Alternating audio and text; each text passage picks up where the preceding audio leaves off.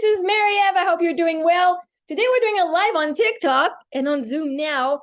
TikTok has some issues. We're getting some guests. So there's always a way, in life to have what we want. And I want a discussion with Sharlene Halbert.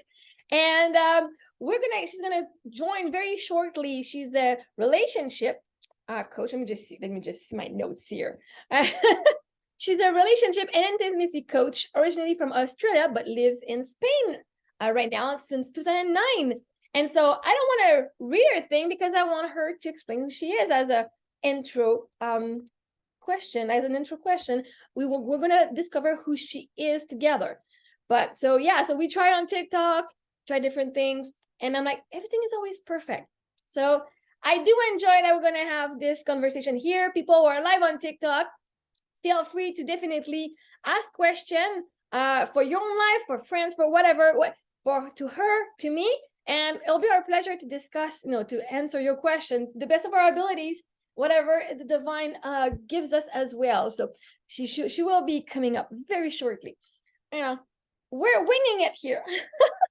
And I love it because there's no pressure. There is no pressure of being perfect right now. No pressure of like, oh my God, things are not working out. Like, what are people going to think of us? We were just going for a coffee together, two coaches who love helping people. And we're both like talking about love. And I love the frequency I am on, because now I really, and there's a timing for everything, right? There's a reason I didn't talk to her like last week or 3 months ago, because I was not on that frequency. Now it's just awesome. Like just yesterday, like I attracted stuff about union and about like I can see around me that union is happening. It's energetically, right? Before you see with your eyes, the energy, I can see it. It has already happened. And so I'm interested to see what we're going to be talking about today. What is this conversation going to lead us? Where we're going? Like this is a trip we're taking. So we're going to just wait a few more minutes. So she's in the waiting room. Everyone, Sharlene Albert is in the waiting room. She's also on TikTok. And then Sandra said, oh my God, this will be exciting. And before I admit her in, I want to tell you, I was saying, it's not, it will be exciting. It is exciting. And then she said, yes, it will be awesome when we can finally speak. But when we manifest things that are already awesome. Therefore, we're manifesting them, right? Because I feel awesome, I get to speak with you. It's not because I speak with you that I will feel awesome. I feel awesome before. Therefore, I don't need any evidence that it will be awesome, because I choose that my energy is what makes this awesome. That you're awesome or not is irrelevant to how awesome it already is for me. All right, so let's admit her. That we speak or not, it's already awesome. This is how life is. It's already how you want it to be before seeing the evidence. You don't need to talk to me to know it's awesome already. Let's welcome Sharlene. And I guess I'm going to, I love your profile picture. Thank you. And hello, we're finally here.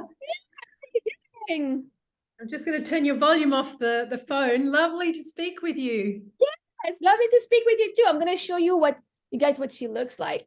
So we have our TikTok here. So I don't know what you guys, so here you go. This is Sharlene. Hi. Thanks for waiting and being so patient. Oh, that's a pleasure. I mean, it was there. I didn't wait for anything.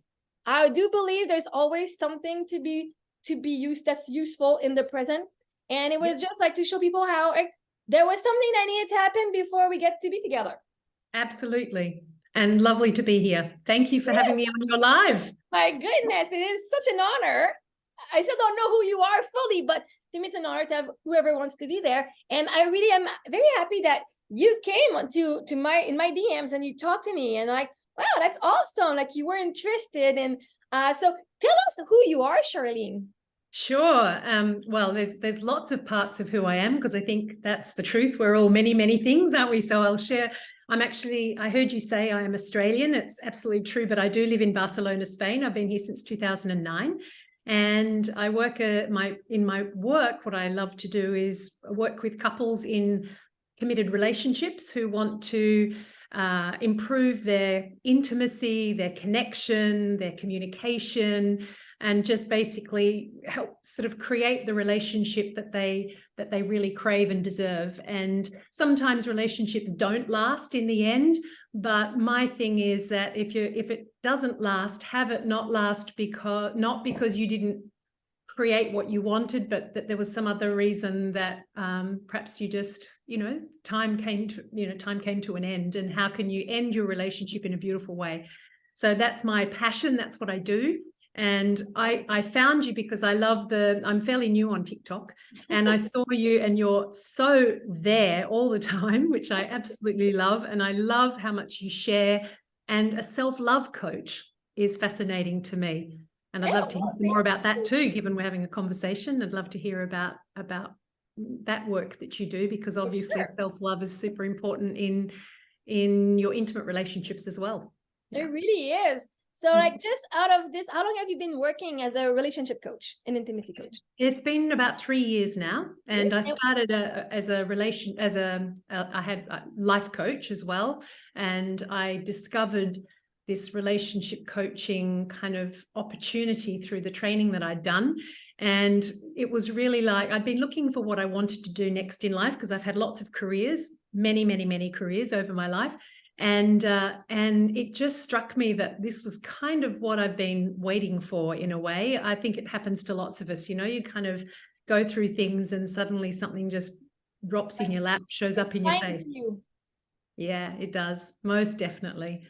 And just before that, what were you doing before? Just to have some context on, like, because yes, training is great, like school is great, but like your life experiences brought you here, right? What in your life, career-wise, like what happened in your life to be here today? So I have, as I said, a long history of lots of different things that I've done. And I think probably lots of my life experiences, I was an occupational therapist for many years. So I worked a lot with people with disabilities and health issues.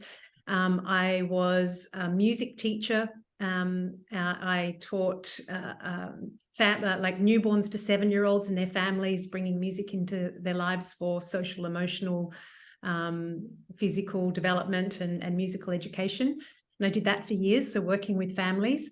And I was an English teacher before that, because when I moved to Spain, I needed a job and I ended up doing it for 11 years instead of 7 months. So I say my time in Spain, I came here for about 7 months just to look at what I wanted to do next, have a bit of a break from what I'd been doing. And I now say it's the longest 7 months of my life, because I've been here for 13 and a half years. And there have been lots of other things in the middle, but I think the reason that I became a coach was because I was working with a client of mine, an English student of mine, and he was wanting to change his career, and he was terrified to go from a safe, cushy job that he had with a transport company here to a private company. And all his family and friends were saying, don't do it. What are you thinking? Changing your career from something that's really comfortable and stable that you can retire in. And he said to me, Sharlene, if I have to do this till I retire, I'm going to hang myself. I cannot do this. He was about 38 at the time. And so I just started bringing in all the things that I think you'll appreciate, Marie-Ève, is, stuff about you can do it, why you can do it, how to be courageous, what does it mean, all of those things, all the kind of personal development things. And he decided to quit, got the job, and sent me a message saying, you weren't just my teacher, you were also my coach. Oh. In that moment, I was like, oh my God, of course, because I'd had a couple of coaches myself particularly to help me with some relationship issues I'd been having, funnily enough, within my family. And I wouldn't have got through those moments without those people. So I went into life coaching because of that. And through that training, discovered the relationship part.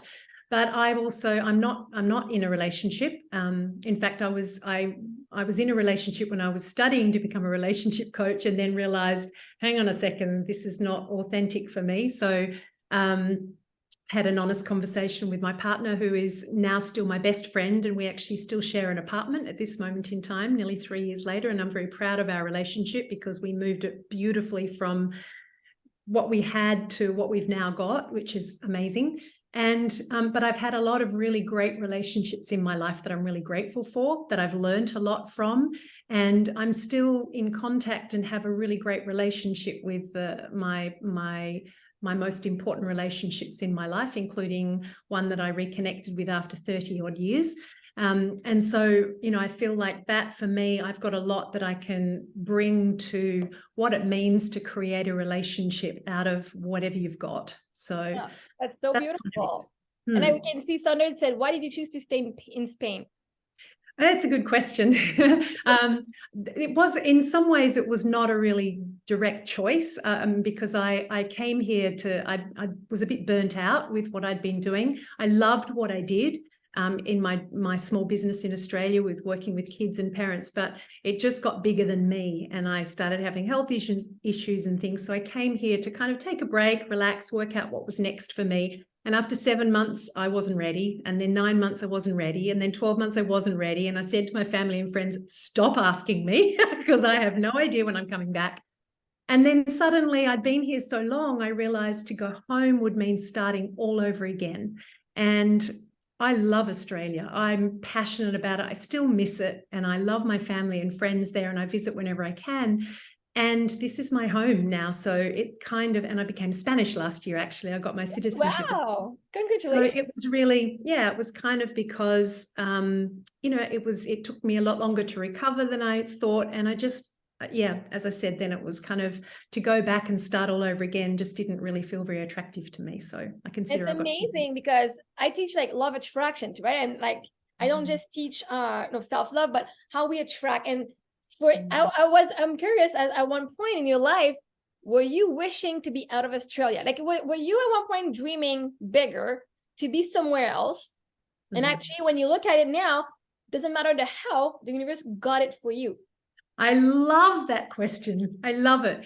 I have always been a traveler. I've always been somebody, I lived in the US for 5 years as well, years ago. And it's really funny that you say this. I have this thing that I say about myself, and that is that you can thank me for the fact that there is now that you can work online anywhere you like. Because about 35 years ago, I said to myself, I want to be able to live I want to always be in summer. So I want to live half the year in Australia and half the year in the Northern Hemisphere. And I have no idea how that's going to happen, but I will make that happen. It's taken a long time, and I'm finally here, and I'm actually going to Malaga, the south of Spain, next month to spend some time with a friend and work remotely from there. And so I think that the how showed up because I had such an intention for being able to work and you know, live and move around the place. So yeah, for sure. Because for me, I'm like a manifesting. I live in Canada, right? So here it's like half it's winter and half it's summer and it's cold, and I know you get it, but it's like one day my dream, and I see it, and I know if I can feel it and see it, because it is happening in a different reality, which means it's happening for me. Everything is frequency. And so I know, like, my dream is to be where it's summer, like you, summer all year long, right? Now I have in mind California. I could be anywhere else on the planet, but, and I'm like, you're the evidence of, like, you know, when you see where you are is actually your manifestation of Absolutely. What you asked at one point, where you are, no matter where, and the how, again, doesn't matter. Okay, yeah, you got sick, you got this and that, but that was just the universe making you want to stay there, finding a way to make your dream happen. And here it is, right? Like, how beautiful is that at one point you asked for it, and now you say, oh, but it took some time, but actually it was just your vibration. Because time, if we go with the spiritual world, time does not exist. It's all about energy and how you feel. So, for example, if you're like Sondra, oh, this is calling to me, I have the same mindset, right? Yeah. So the example is for you being where it's always summer. How does that make you feel? Makes us feel free, makes us feel great and happy. But if you're on the frequency of like feeling like, oh, not good enough and no, whatever, like, I don't know, I'm going to make that happen. The dream, there's a part of you that already lives that dream and it knows it's happening. It sees it. I'm here already.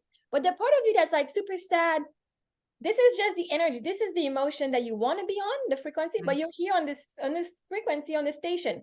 But when you change within yourself through life experiences, or by doing inner work, you're gonna get there and the event has to happen, which meant you was the dream of leaving, right?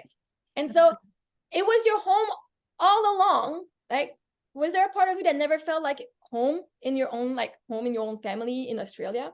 I wouldn't say that particularly for myself. It was more that I have a bigger, it wasn't a dissatisfaction with where I was at in a way that I had to get out, but it was more, I just think that I'm a person of the world, and that's been my calling to be expansive. And, I love what you're saying also, because for me, one of the things that I've always believed in, and it happened moving to the US as well. I moved there having no idea. I didn't know anyone, didn't know how I was going to stay there, had the intention to get a job, but didn't know how it was going to happen. And I think one of the things about manifestation that I have learned is there is about creating, what you said is absolutely true, like the feeling that you want to have, where you want to be, what that looks like. And I include this when I'm working with couples as well, because it's super essential in your relationship to know what it is that you want. What do you want to feel? What do you want to experience in your relationship? And then there's the taking actions, because often with manifesting, and even like the law of attraction, a lot of people have taken it a bit out of context, I feel. And there's been this thing of, if you just think about it and feel the feeling, then it's going to happen by itself. But actually it does take actions, and then getting out of the way of the how. And I remember that I have a great story. I was talking to this girl that I knew. She was a friend of mine, but we weren't close friends. And when she heard I was moving to Europe, I ran into her one day and she said, "Oh, I heard you're going to Spain." And I said, "Yeah." And she goes, "Well, how are you going to stay there?" And I said, "Well, I don't know." She said, "How long are you going for?" And I said, "Oh, 7 months." And she said, "But you can only get a visa for 3 months." And I said, "Oh, well, okay, well, I'll just work it out when I get there." And she got very upset, because she's somebody who, follows the rules, and, and she was like, but you can't do that, Charlene. You can't go, because you can only stay 3 months. You can't. And I was like, okay. Thank you. I really appreciate, I appreciate what you're sharing. And I walked away going, wow, like, I just don't have that experience. For me, it was like, well, if they kick me out after 3 months, then I go back home and I do something else. But the how showed up by being here first, by taking that step. And, I think that's the same in relationships. I think it's the same with anything that we do. You, like you said, the manifestation, you create the idea in your mind. You do what that inner work, you do what it takes to see it and feel it and experience it. And then you have to take actions. And sometimes the how takes longer than you think. Sometimes, I still don't necessarily think Spain is my home forever. I'm European now, so I can go and live anywhere I like. Nice. So I can create whatever kind of life I want. But I couldn't have imagined how it was going to happen like this. And like, home is a feeling. That's yes, the thing. Home is a feeling. So you might be in Australia with your family, home with everyone, but home is how you feel. So it's where you feel the best. And once you find that relationship with yourself, that you are home, no matter where you're on the planet, you will feel like home. You could be in an airplane, still feel like home. In a hotel, at home, in the street, you will always have that feeling, because home is a feeling, right? It's not a absolutely. Yeah. And so we have Sandra who says, is feeling chemistry important in a relationship? And I'm going to add, what is defined as chemistry? How would you define chemistry? So could you say the question again? So is feeling chemistry important in a relationship? Oh, I love that. I think chemistry is something that happens in the beginning quite often for people. And it's not the whole story. And the challenge is, I think, that most people think if we have chemistry, then we're destined for each other, or that's an important part. And then if we don't have it, then we're not supposed to be together. But the reality is that chemistry is also built, and it's also created, and the way to and it goes up and down. You have a woman who has a baby, and she probably doesn't feel a lot of chemistry, for sexual chemistry anyway. The feeling of being in love is not what sustains a relationship. What sustains a relationship is your intentions, the way you show up for the relationship, making the relationship a priority, prioritizing intimate moments together, connection, appreciating each other, so many different things, and chemistry comes and goes. And if that's the only thing that you want to base your relationship on, then it's probably not very sustainable in the long term. And how would you define chemistry? Like, what would you say this is chemistry and this is not chemistry, right? Because a lot of people like attraction, physical attraction, are like, oh my God, we are so alike, right? But what is for you when people ask you what chemistry is? What is it? I think that it's probably different for different people, quite honestly. And what I define, and I think this is one of the things I find a lot working with couples, is we have this idea that a word has the same meaning for everybody, and I think it's a bit of a mistake to do that. So what chemistry is for me, I would say probably is just a biological experience in my body of that kind of buzz, and then our head takes over and tells us what that means quite often. So I think chemistry is often, for me, it's that buzzy feeling, but that is not the sustainable part of a relationship, but for somebody else, chemistry might be the feeling of connection I have when we discover our values. Or for someone else, the chemistry, and quite often chemistry is the differences that you have between you, because it creates differences are what, let's say this, similarities are what create us to feel connected, and differences are what creates the spark, the polarity, that chemistry. And often when relationships go on for a while, we start to think the differences are our problem, but in reality, it's just how we negotiate those that makes the difference. So I guess for me, it's that kind of, I think most people feel it as this like desire, spark, as chemistry, and then it might be a different thing for somebody else, but it's not, that alone is not going to be what keeps a relationship alive. The work and wanting to be there. And for me, every time I talk and there's a word that we're like not sure, I go on Google. And so I wrote chemistry meaning. And so when we go other than the science of, for the actual science, there's the complex emotional or psychological interaction between two people. That's beautiful. On Google. Yeah, it's amazing. And so somebody does ask, what if you don't have physical attraction? And I guess that depends on at which point you're talking about in the relationship. Is that question about in the beginning or further down the track? So if you want to, is it when in the relationship are you talking about the physical attraction? Because for me, obviously, it's a big number one. Like if I can have emotional and like talk to the person, be like, oh my God, yes. But if I look at the person, I don't want to have sex with you, I'm sorry. I know I deserve my dream man. I deserve to have my dream life. Why would I choose someone that I'm not attracted to when there's an abundance of, oh my God, it's snowing outside. I'm sorry, it's snowing. Oh, how beautiful. It's May. It's mid-May. It's nothing. This is just okay. It was cold today, but yeah. So you're saying in the beginning. So well, again, you know what I think? I think there's no one answer for that either. And I'm not trying to be slippery here, because for some people, if that's, like for you, Marie-Ève, if that's the thing that's really important to you, then that is going to be something that needs to be present.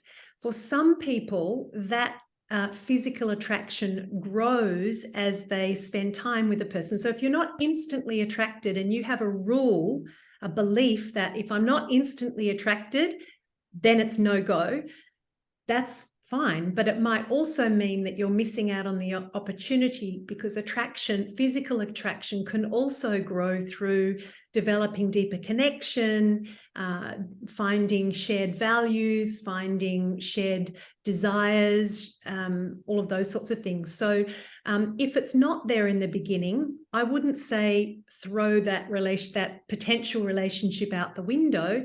But one thing is for sure, that even if you have physical attraction in the beginning, if you don't maintain it, it will disappear.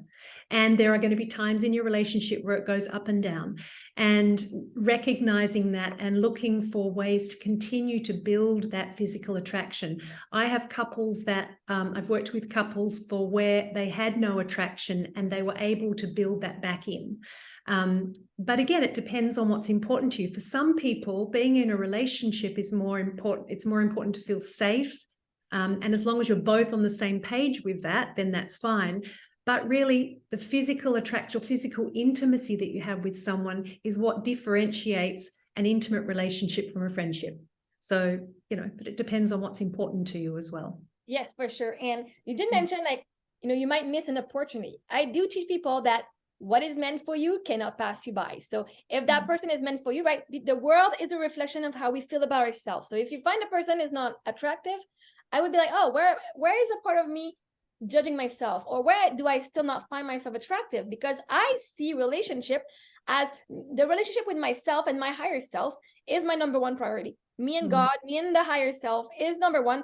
And then the man in my life is only a reflection of what I believe of myself. So if I think I'm not good enough, I'm going to attract stuff from this person in that relationship that makes me feel not good enough. Right. Because that's how I feel, right? And so you were saying that some couples, they build the attraction, like they lost it and then they build it back together. To me, it's because that person went and loved herself so much that she had attraction for herself, which then attracted the person back, like, and vice versa, because they were a mirror of each other. For you, polarity, what if we go and talk about polarity, masculine, feminine energy, what do you have to say about that? It's a big topic. And I think I kind of have mixed feelings about the whole topic, really, because I think it's been taken out of context. I certainly believe that, the whole, we are all both energies of masculine and feminine. And I do believe that polarity is necessary in a relationship. So what tends to happen is when we all have a masculine and feminine energy. Was that something that you understand as well, Marie-Ève? Yeah. We're always whole. Right. And we often think masculine means men and feminine means women. And if we're showing feminine energy, then we're somehow being a woman or a girl when we're a man, and it gets very messy. But I really think it's an important thing to understand that we all have different energies and it shows up at different times. And what will happen is, if you are displaying a lot of that sort of feminine energy, which means being in flow, it means being creative, those energy, it means being expansive, making small things bigger, all that sort of feminine energy perspective that men and women can all experience. If that's what you're bringing into your relationship, you are probably going to bring in the masculine energy of your partner. If there's going to be polarity, if you're both operating from that feminine flowy energy, there's probably not going to be a lot of chemistry in the bedroom. If you're both, being very masculine, and I know a lot of women that I have worked with couples, the woman is the one that makes all the decisions, does everything, and the man just goes into this neither feminine nor masculine, just kind of like energy, and it's really that polarity is missing. And so if you want chemistry in the bedroom, or if you want that sort of polarity, which is the idea of two magnets attracting each other, not being both south ends or north poles, then it's really important to start, being more flexible in how you use the different energies. Sometimes we need to be more masculine to get stuff done. Sometimes we need to be more feminine to allow for flow. And so it's important to understand those and what those mean to you, and how you can bring those into your relationships, any relationships actually, in order to help have them function. So. Yeah, for sure. And I want to add in, for me, the way I see masculine and feminine energy is the masculine is the giver, right? Especially on TikTok, there's a lot of polarity coach, and like that's what they teach. The masculine energy, male or female, right? Doesn't matter who has it.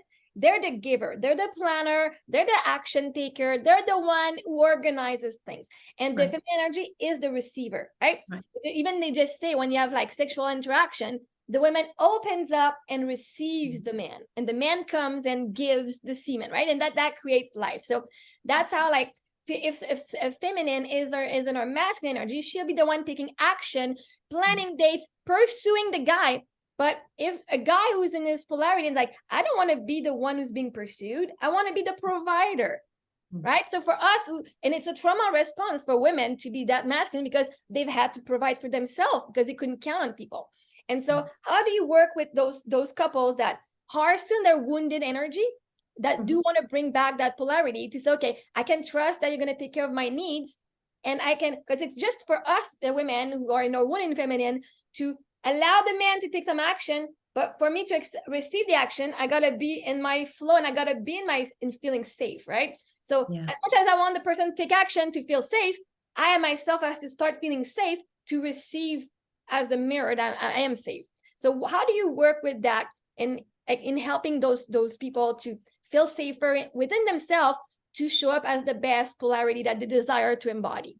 I love that question. And I think, you know, because I don't tend to talk a lot about trauma per se, because I think sometimes, well, it's probably another conversation really, but anyway, but I do, one of the things when I'm working with couples, my work is all about expanding. So very often when we're coming from the wounded place, let's talk about that, we forget that we are so many more aspects to ourselves.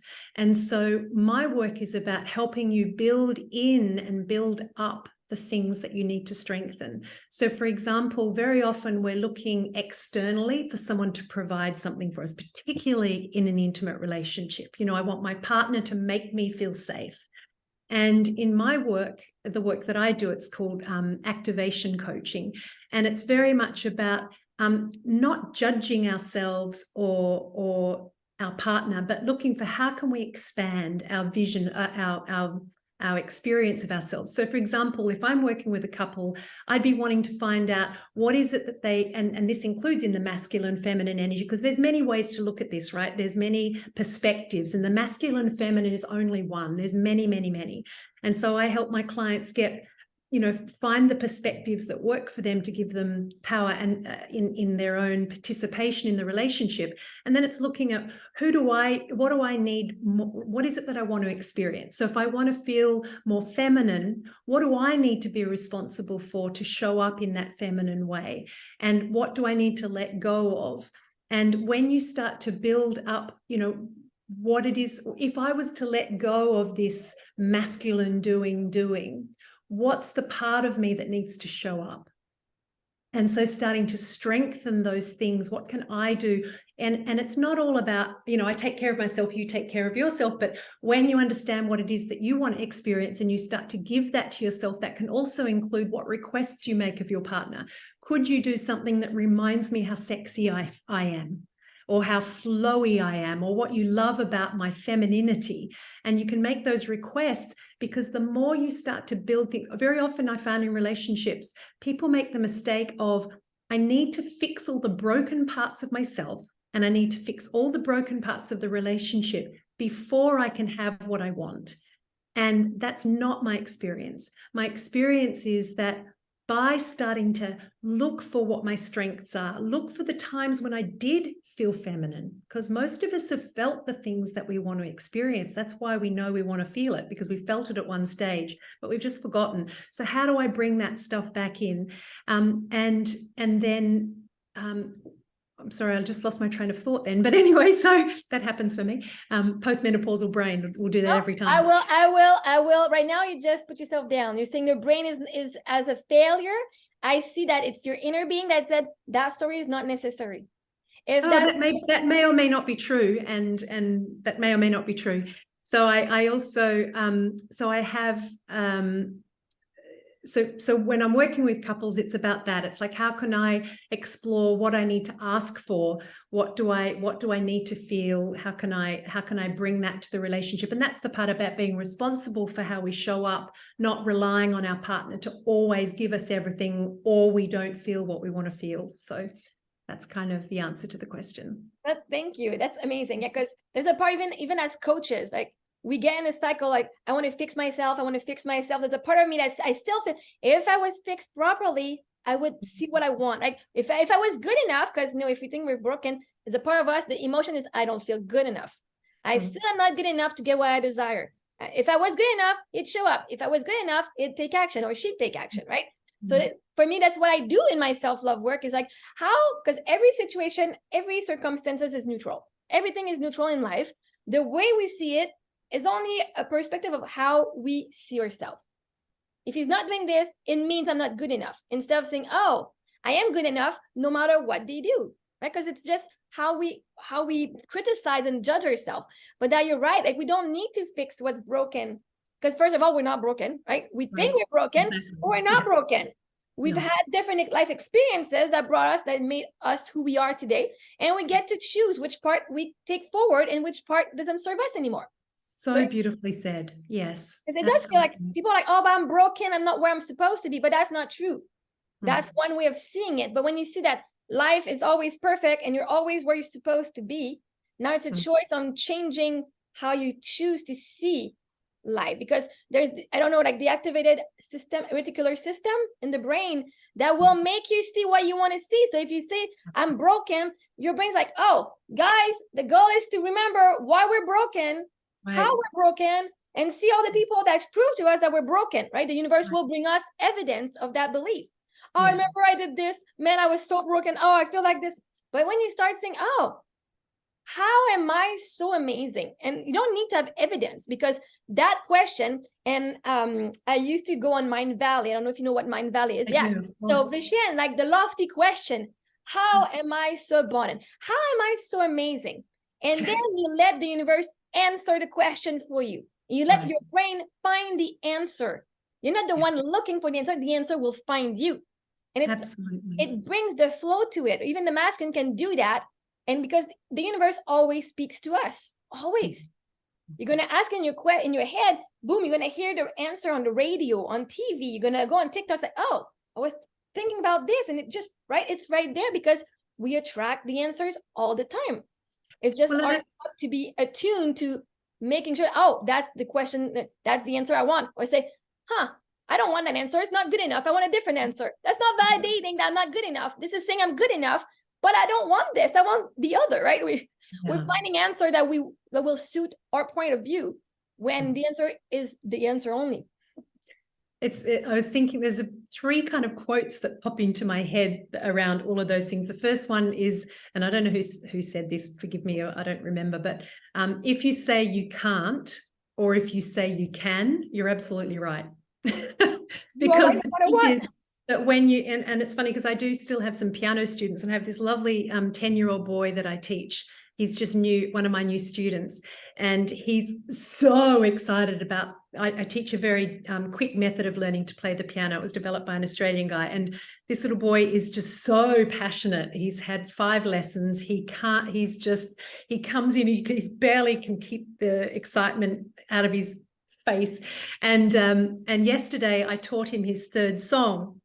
We started on the 3rd song, and he was so excited. And he said to me at the end, well, Sharlene, I hope that next week I can come back and that I'll be able to play that, but I'm not sure that I'll be able to. And I looked at him and I said, well, that's interesting, because the way I look at it is, if you decide that you want to be able to play it, then you will find a way. And his father looked at me and he goes, wow, these are not just piano lessons, are they? They're life lessons. And I said, absolutely they are. Because when we say, and I find this in relationships, the first thing out of anyone's mouth is, oh, they're so hard. They're so challenging. And I don't disagree that they're challenging, but I want to change the conversation about that, because when all we see is how hard it is, then we're not going to seek help for them. We're not going to try anything different. We already close our brain off. And so what you said is really beautiful, because it's true. It's not only that the universe brings those things, but those things are already there. We just can't see them because we're so looking for something else. And I remember when I got my first car, when I was about 10, I'd seen an ad on a television, this car that I really, really wanted. And I thought, oh, goody, goody. By the time I'm 17 or 18 and getting a car, it'll be secondhand, so I'll be able to afford to buy it. And so when the time came for me to get my car, I went with my father to a secondhand car yard, and they didn't have any of those cars, but they had this car. It was this white, it was called a Mazda Capella. And I saw it, it was in really good condition. It was a price that we could afford. And I was so excited because I'm Aquarian. So I like, you know, to think I'm different. So I thought to myself, no one else has a car like this. I've never seen one before. Oh my God, I'm going to have this car that's nobody's got. And I drove it off the car yard, and between the car, whatever you call it, car yard or whatever, and my house, I think we passed about 7 of them on the road, all white. And I was like, what? Because they were already there. I just hadn't seen them because they weren't in my purview. They weren't in my field of vision. And I think that's, you know, if we talk about relationships as something that's, you know, renewing and you know, that it requires growth, and it requires finding more of who we are and those kind of things, then relationships take on a different feeling and a different view. There are 2 other quotes, if I can. I just wanted to say one is from a guy called Peter Crone, and he says that whatever has happened or is happening is perfect because whatever has happened is perfect because it did. If it was meant to happen differently, it would have.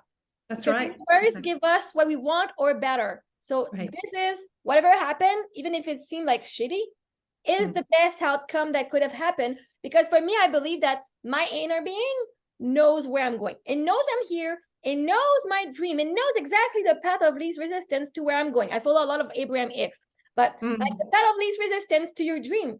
It knows that in this relationship needed to happen for the growth it was going to bring, the expansion of your soul to get to that. So you never fail. Relationships never fail. It got you what you needed, your soul contract. We already agreed. We're going to meet at this time in our life and do something about it. Something's going to happen that was going to trigger our growth. And I do see that if I take one option and then if it was the wrong path, well, it's like a GPS. Rerouting. And so you're always getting the destination. So no matter what you do, no matter what choice you take, no matter what relationship you are always in the direction to your dream life, because that's the whole point. And they call that the bridge of incidents, knowing like, oh my God, I think I screwed it up. Your manifestation is yours. It's already been yours. The money is yours. The guy or the girl is yours. The job is yours. There's nothing you can do to screw it up. Because in the end, it's yours. It's a gift that you get, right? If I'm giving you a gift, there's nothing you need to do to not get that gift. It's your birthday, there, right? So when you see it that way, it removes a lot of the pressure of like, what if I said the wrong thing to the person? What if it's your person? It doesn't matter because they're going to love you because you said those things. Right. And if not, then something else happens. They move out of your life. And you know, as Peter Crone beautifully says, it's all perfect, and it happened because it was supposed to. Because if it was supposed to be any other way, if there was a different way of learning that lesson, then it would have happened the other way. You know, like my husband passed away. My first husband passed away like 6 years ago. So like I had to choose. Man, that was the worst thing that happened to me, or that was the best thing that happened to me. And when I was so honest with how I truly felt my relationship, as awesome as it was, there was a part of me that desired more connection, more romanticism, more like being pursued during my relationship and feeling like I'm spoiled. I didn't feel like that. And so I'm like, man, I get a second chance at finding that dream partner. And first of all, becoming the person I truly desire. My dream partner is me, because I am the energy that I want to attract, right? Because I'm like, but I can't do this and I can't do that. But I did.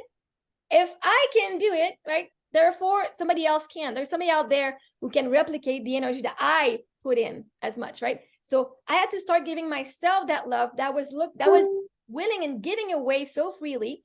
And I'm like, but I'm not receiving it. And I was like, oh, but you're telling the universe that you don't deserve, you just have to give it. And because I'm giving it, I'm not giving it to me. So the universe is doing the exact same thing, giving it that way, because that's where I tell the universe to bring the focus on instead of me. And by starting to loving me the way I love other people, now I've attracted people who are validating that of, oh yeah, you are awesome. But now I don't need that validation because all my inner being wanted, my inner child wanted my love and the validation of myself. It didn't care about my parents validating me, about this guy that I pursued, about this. It wanted my own love, my own validation of how awesome I am. And when you have this, you don't need anyone else, but you will get everyone else, because people are a match, they're a mirror. They're going to say out loud what you think of yourself. And that's why one thing, like in relationship especially, I ask people, what is the worst or the hardest part of being in that relationship? Oftentimes, because we release negative emotion to transmute them into the positive, and to actually see what it is that we want to see without taking action. We just see what we want to see. Like you said, it's already there. So what is the worst part? Oh, I feel unseen. Where do you not see yourself? I feel neglected. Where do you neglect yourself? Right. I feel abandoned. Where are you abandoning yourself? Because the relationship is a mirror of the direct relationship you have with yourself. And when I discovered that, I'm like, oh my God, I am my lover, my dream love, right? I am the love of my life, because I'm the only one who's there from birth till I die 24/7. Right. If my husband dies, if somebody that I love dearly leaves for the weekend and doesn't talk to me, I'm still here. I'm the only one who's there all the time. So that relationship for me, this is why I went into self-love, because I need to be able to count on me, that I have my own back no matter what. Absolutely. And when I fill my own cups, then I can give from the overflow to my relationships, loving, like love or friendship or anything in my career, my clients, because then I'm giving myself that unconditional love that I want to receive from my partner. I won't hold them to a higher standard than I hold myself. Yeah. Right? I want you to love me, but I hate myself. We can't do that. Then there's also the aspect, and I am a firm believer that we can also learn that self-love inside a relationship, because often what happens in that in that same process of loving myself and appreciating myself also means allowing someone else in. And I find, and it's become a lot like this for women, that I now need to leave the relationship and I need to stay on my own until I love myself. And I assert that that's not necessary all the time. I'm not saying that it's the same for everybody, but that really it doesn't matter what kind of work you do on your own.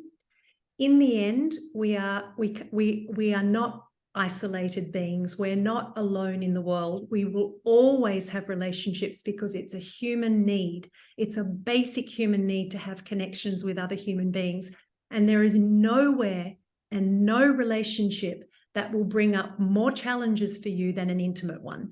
And so if you're someone who says, well, I'm done with relationships, with intimate relationships, too much pain, not going there, that's a choice that you make. And if you then come back at some point to have a relationship, or you go and you say, I'm going to do all this work on my own and learn about myself and do all of that before I get into a relationship, I guarantee you that when you come into a relationship, you're going to get triggered with some of that old stuff that you thought you got rid of. So, I think relationships are really beautiful growth ground. And I don't think you can grow in fully as a human only by yourself. And that's one of the things why, even though I'm not in a relationship currently, it is something that I truly believe that as human beings, we cannot really grow and fully self-actualize on our own.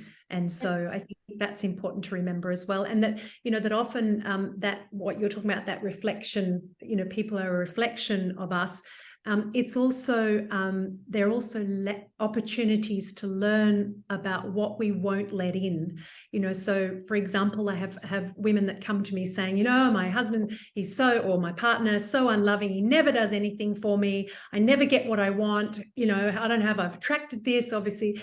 And yet when I start to ask questions, the partner does beautiful things, she just stopped noticing. So sometimes it's about that thing of having enough love for yourself and for your partner that you learn to receive and learn to look for those things, instead of all the things about why your partner pisses you off and why they don't love you, and see this is proof that this and that, and all those kind of things. Start looking for the proof that they do love you. Now, I'm not talking about that in an abusive relationship, That is not what I'm talking about, because when somebody is abusing you, and you know that it's a very, very toxic, unhealthy relationship, I am not recommending that you go and start looking for those ways that that person loves you and ignore all the other behavior. But it's about coming from people that love each other and are committed to, you know, having a relationship that works for both of them. So oftentimes we want a perfection, but we go for progression. The perfectionist in us wants the perfect thing, but what that's asking for ourselves, right? We project how we feel about ourselves. So I should be perfect. But when you're like, oh, I love myself where I am now, I know I'm going to change, because that's life. Life change is inevitable. No matter who you are, change has to happen. And so either you allow it or you stop it, and you know, you go against the grain, and it's going to happen anyway. So either you make the process fun or you make the process awful, but it's going to happen no matter what. And so like you say, like the healing, you can do so much healing by yourself, which I've done. I've been single for like 6 years, and now like we're starting a relationship, and now it's like it triggers, thank you, it triggers some stuff that, you know, some partnership wound, like the relationship wound that you live in other relationship with your family, trust, like with the father wound and the mother wound, that gets triggered in that relationship, because now it's easy to love ourselves when we're not triggered. Right, of course. Right. It's easy to love your partner when you're not triggered. That is where, but it always goes with, oh, I have to love myself even when I feel like this, because the promise in our childhood, when I felt angry, my parents probably rejected me. Well, go to your room, I don't want to deal with you. When I was sad, they couldn't give me that love and compassion I deserve. Oh my God, you're done crying for nothing, right? We were invalidated. So now those are relationship wounds that showed up when now if I'm afraid to speak up to my partner, like, oh, it's triggering that wound of the loner child who won't get support. So I had to love and learn to love myself through this, and actually speaking up and say, oh, okay, he's still there. Wait, 1 second now. That this is their friend now, right? So it's just those in a couple, you will be able to work on those together, because by myself, I don't know what gets triggered. And when something gets triggered, I see it as a beautiful gift that, okay, now my brain feels safe enough to allow other things to show up. I get triggered because it needs to be transmuted. So it can go more into love and light, love and something positive. And instead of giving power away to that situation from my childhood, power away to other things, I love that I can feel that emotion. Oh, that hurts me. Oh, wait, that hurts me. Where do I feel like I'm not good enough again, right? If it hurts me, it's because I believe something. I believe it myself, otherwise it wouldn't not hurt, right? Somebody saying, you're ugly. You're like, oh, yeah, you think I'm ugly. And it hurts because I think I'm ugly. That's how I felt like that in the past. And I'm like, well, I know I feel beautiful. I know I'm beautiful. You have now the right to your own opinion. If you find me ugly, that's fine. It does not have to affect me. But in a relationship, it's going to be the same thing. As you strengthen that together, like, oh, I actually feel like that this is something I've never felt before. And you go deeper in your own self. And yes, you do discover yourself. The growth is, yes, together, but the goal is to find each other, our new selves. And there was a story where the man was married for like 50, 60 years. And he said, you know what? I married one woman, but over those 60 years, I was with like 6 women. I had to learn. And for some men, they're with 6 women in one day. But they had to learn, like, because she's evolving, she's learning to speak up. Now she's a businesswoman. Now she's a mother, right? So even the men, like, we have to learn to love the new version that we're getting. So we don't need to be with 6 different women or 6 different men, because as we are deeper connected and feel safe, then all these new parts that never felt safe to be seen, the more feminine, the more masculine, right? They feel safe now in actually being there and not being rejected, that they can actually show up, and it creates new people in the same 2 people. And that was like, oh, I want to experience that. I don't want to experience many people. I want to experience one person that we change with together. all their facets. Yeah, that's beautiful. I love what you've said about that, because it's true. And you know, because I generally work with couples. I mean, I can work with any couples, but my focus is on 35 plus, because at 35, women generally start going through what they call perimenopause, which lasts from 5 to 15 years before you actually have in menopause, which only lasts 1 year, or for some people, they say it's 1 day after 12 months of not having had your period. But the challenges, that all the hormonal changes happen in those 5 to 15 years before that. And most women don't even know they're going through it. And it's a very emotional time. We call it the second teenage years, second adolescence. And when you don't understand what's happening, it can be really confusing, and it's super confusing for a partner. But it's part of that rite of passage of women moving into that sort of wise woman. And so that too is a phase. As you said, we have the going through pregnancy, if we have children, or, there's going through your kids leaving home. All of those things are going to bring out different parts of us. And so you're absolutely right, being able to look for that and celebrate that, and look for ways to relook all the time for what do I need right now, and how can I communicate that in this, who is this new me? Because that's our responsibility, right?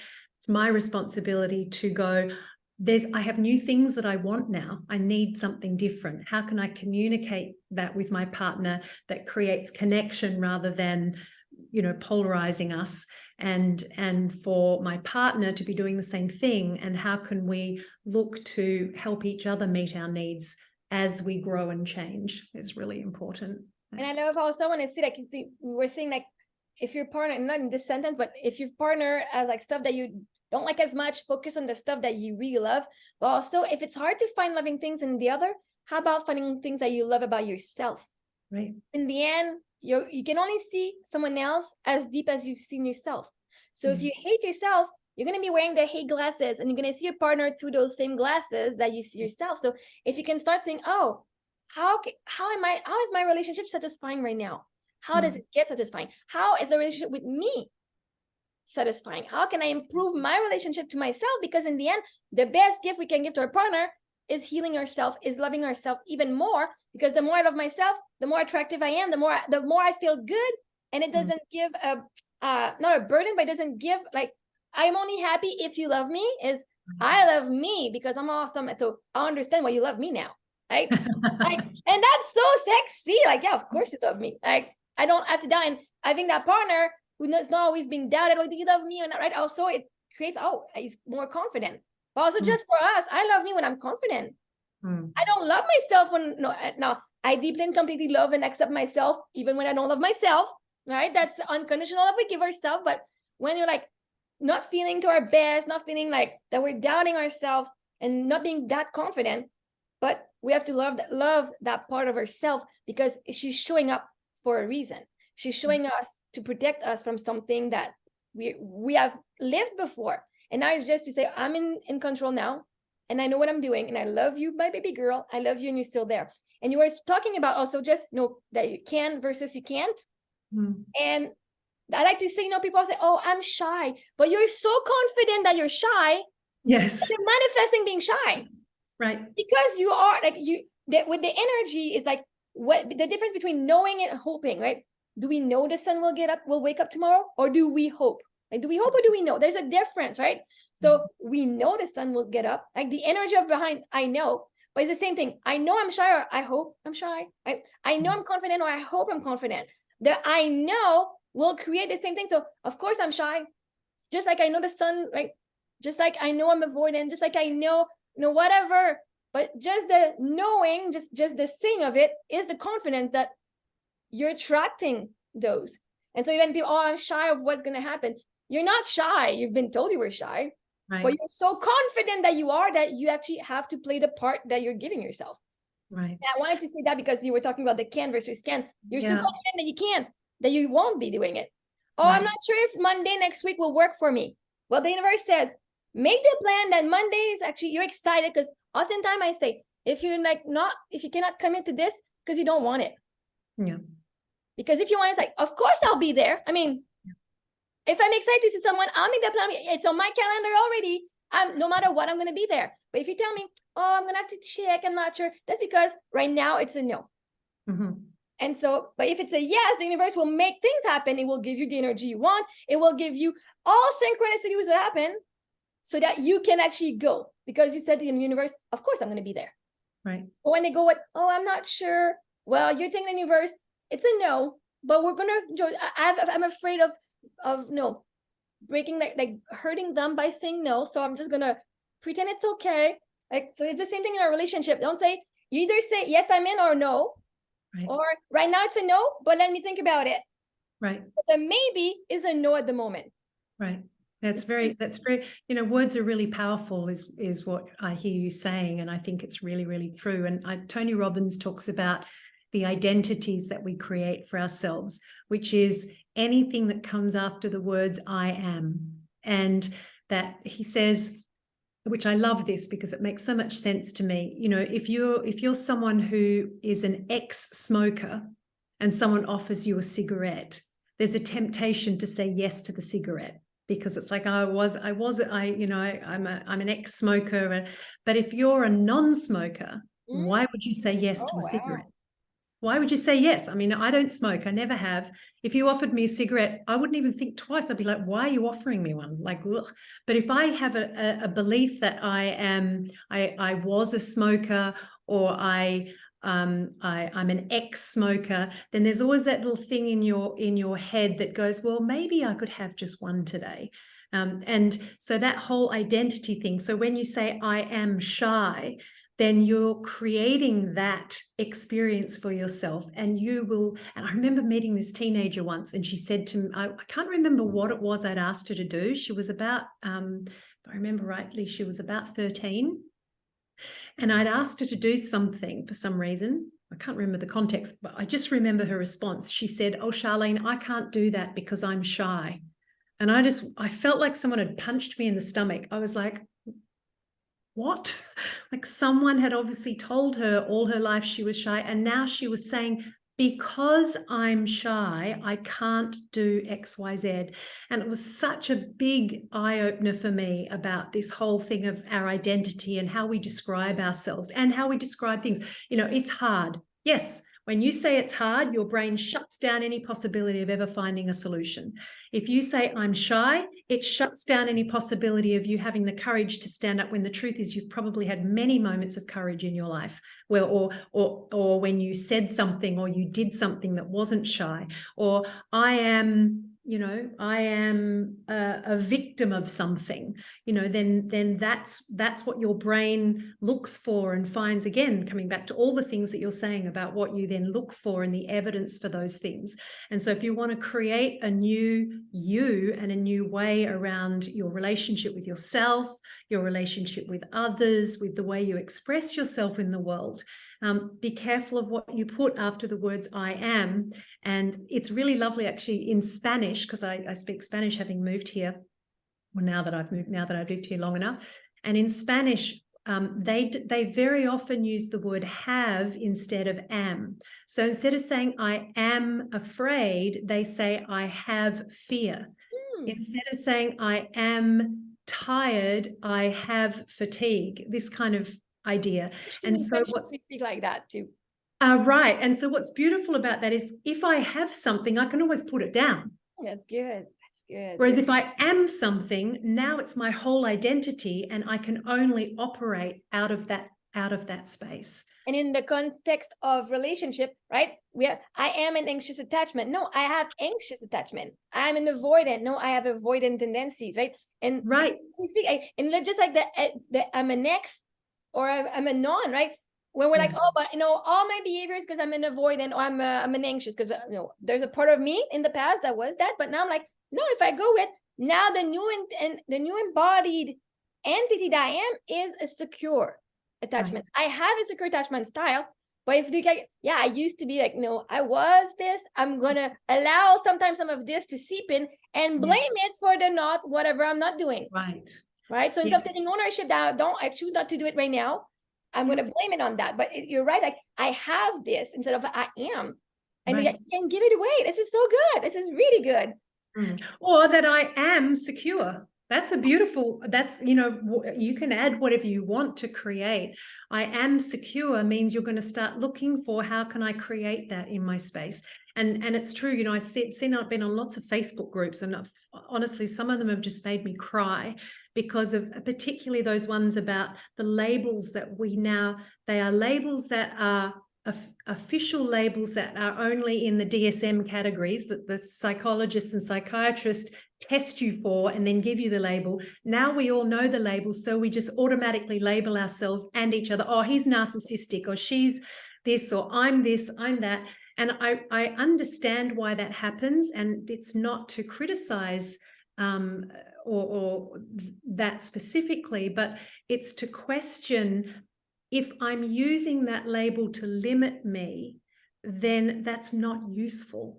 If I am anxiously attached, it doesn't therefore mean everybody around me needs to understand that I'm that way and therefore treat me differently. No, it's my job to say, I get anxiety around not feeling what I need for myself. What can I do to shift that? What's necessary for me? Where do I need to go? What questions do I need to ask? How do I need to love myself more? What do I need to do to build in safety and security? What do I need to ask for? It's always, when you're pointing that finger of you're not giving me, there's those three fingers pointing back at you. You're the person that's responsible for what you take on. And I love that whole identity thing. I think it's a very big thing to explore, and it's a beautiful way to look at it, I think. Yes. And for me, what I notice is when you get a diagnosis of something, what does it give us? Permission to love ourselves unconditionally and radically, right?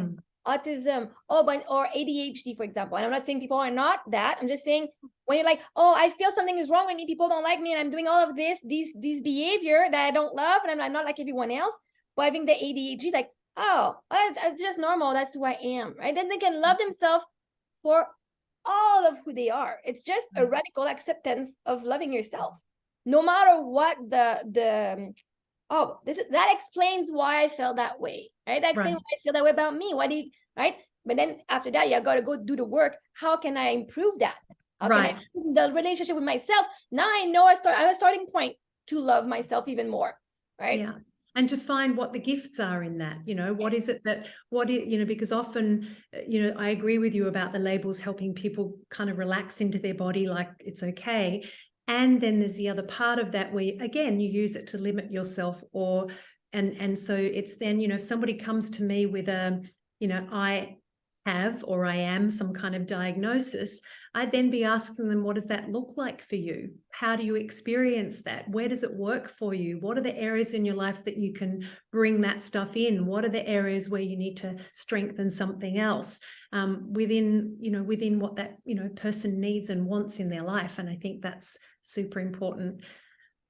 Yes, it's beautiful what you're saying. I agree. I have a question for you. As a relationship and intimacy coach, have people approached you about you not having someone in your life? Like, how does it go for credibility? Yeah, nice. You know what? The only person that's had an issue about that was me. So I would say that, we're in a world now where with all the social media and coaching and all of that, there's this thing that if you haven't experienced it, and I'm going to add something onto this, by the way, but, if you're not going through it right now and one step ahead of everybody else, then you're not worth anything, And I'm much older than I look. I grew up in an era where when you studied something, you didn't have to have the life experience of that in order to be good at what you do. Most therapists that I knew growing up had excuse me, but the shittiest lives. Like I knew this guy that was a therapist, and he was really abusive to his girlfriend, like horribly abusive, but was a very good therapist. And so, and I had a mother and a father. Well, my father didn't say this so much, but he lived his life like this. My mother was always like, you don't need to study stuff, just do it yourself, work it out. You can, she was very encouraging and supportive in that way. So I've kind of come from a place where studying something gave you credibility. Now we're in a world where it doesn't matter what you study, doesn't matter as long as you've had the life experience. So for me, doing my relationship coaching training at the time that I was in a relationship was what helped me discover a whole, I got to explore and experiment within my relationship at that time. And it was what had me then ask the question of my partner, because I had a sudden realization that he didn't want to be in the relationship didn't want the same kind of relationship that I wanted. We loved each other, lots of respect, all of that. But I asked him, I said, I'd been trying really hard, trying all my relationship coaching stuff. And then I suddenly said to him one day, you don't want this, do you? And he said, no, not really. And I was like, whoa, okay. But also the training that I'd done for myself meant I didn't go down the rabbit hole of I'm not good enough at that. I didn't do all of that. And we were able to speak really lovingly and respectfully. I've also had a lot of really great relationships, and I left many of them for a whole bunch of other reasons. I was young. I wanted to go do other things. I didn't feel like that person was going to be the right father for my children. I have all sorts of things. I wanted to travel. So I've had a lot of really great relationships, and I think I come to this relationship coaching. I also was very mature as a child, and I would have a lot of people, even when I was really young, I was 18, and I'd have 35-year-olds coming and asking me for advice about life and relationships and so on. And I've been a long time observer of people and relationships. So I think that I don't have someone in my life is partly because I want somebody. I'm waiting for or not waiting, because that wouldn't be fair to say either, but the right man is out there for me. And I believe in that, and we will meet when the time is right. And it hasn't been up until now, and that doesn't make me less capable of bringing in all that I know, all that I've experienced, all that I believe in, all that I want to contribute, all of those things. And so, yeah, none of my clients have ever bothered that I don't have a relationship, ever. Amazing. As long as you bring what they need, doesn't Right. the credential don't matter. Like I started having some EFT. I never asked to see your certificate. I'm like, oh, this is amazing. I'm crying my eyes out here. Right. As long as they bring relief, that's all we want. And to get somebody who understands us and being seen. And say, oh, I connect to her heart because I resonate with her. And so where can people find you? So I'm on TikTok, Sharlene Halbert Coach. I'm also on Instagram and Facebook as Sharlene Halbert. I have a website, charlenehalbert.com. And yeah, all of those places, basically. So she's all over, people. If you need her, she's there. Do you have availabilities? So people can say, oh my God, I love her so much, I want to work with you, but do you have some availabilities? Or do you I do. Okay. No, I do have availability, and I'm also, so I've got some availability with people that want to work with me, either 1-to-1 or 1-to-2. So I work with individuals and couples, because sometimes often one person can make a massive difference to their relationship. And that I also am working on having a group program soon as well, so people can reach out if they're interested in that. And on your website, is there a place where people can actually sign up with an email where you're going to let them know the next program is out? Yes, they can sign up with an email, and also there's a link that I can I don't know, maybe put in my DM, and I'll post it on YouTube. Thank you. On YouTube, and I'll post your information on YouTube as well. Thank you, because there's also a link where you can book a free call with me. I do offer a free call that you can share with me about what's happening in your relationship and your life. And if it feels like you want to work with me and it feels like a good fit, then I can share with you the journey that would look like. This is amazing. Oh my God, this was so much fun. I don't care if it was not on TikTok. I think it's even better like this.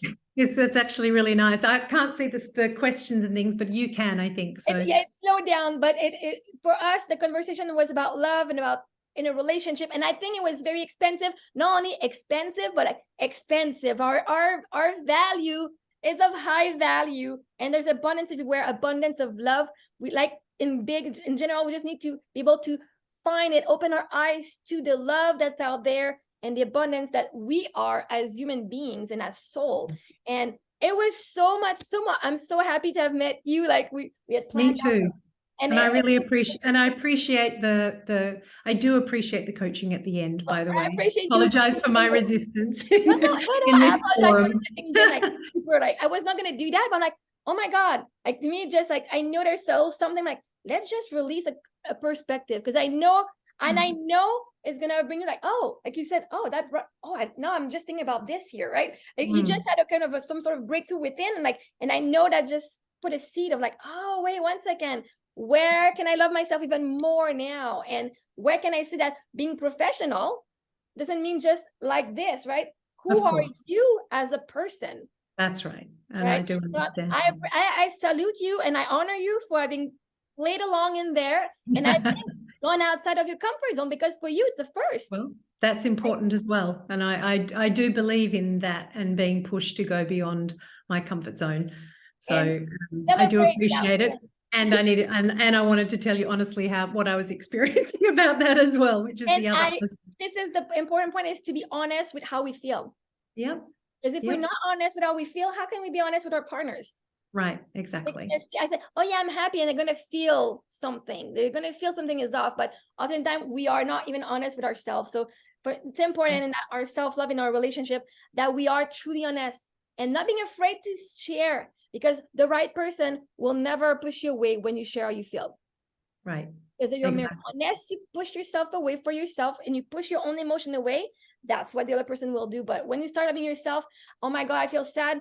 I love myself anyway. Oh my God, I feel uncomfortable. That's okay. I love myself anyway. Because then it won't matter if anybody else leaves, because you'll always be there. Absolutely. It was a pleasure having you, Sharlene. Lovely talking with you. Thank you. And can I just say, Marie-Ève, that I don't even know how to pronounce your name completely. Can you give it to me? Marie-Ève. Marie-Ève. So I've been saying it wrong, so my apologies. Seeing it written didn't help me. I just want to say that you are such a delight, and I really do appreciate your openness and honesty, because I've seen so much of that and what you share on your things. I really appreciate that, and I appreciate you allowing me to be on here. But I also just want to say how lucky your partner is to have you, and all the things that you can bring into your relationship and give to your two girls. You've got two girls, right? It's such a beautiful thing, and I'm really honored that we've connected, and I'm really grateful for our time today. Thank you. Oh, thank you so much. I receive fully your and I won't even deflect. I receive it. No, good. I'm glad you're not going to do that. I wish you an amazing day. I don't know what time it is on your and us. It's going to be lunchtime soon.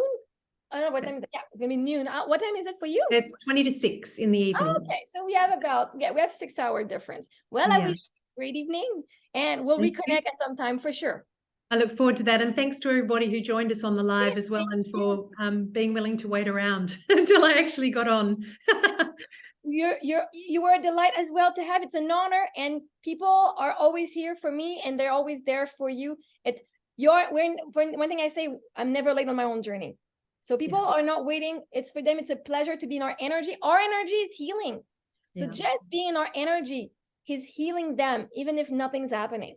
Because we can't see it, does that mean nothing's happening? The universe is always working for us. Hallelujah. Have a great evening, and we'll reconnect at one point. And I can't wait to see you again on the live, and we'll chat again. I look forward to that. Thank you so much. Bye. Bye.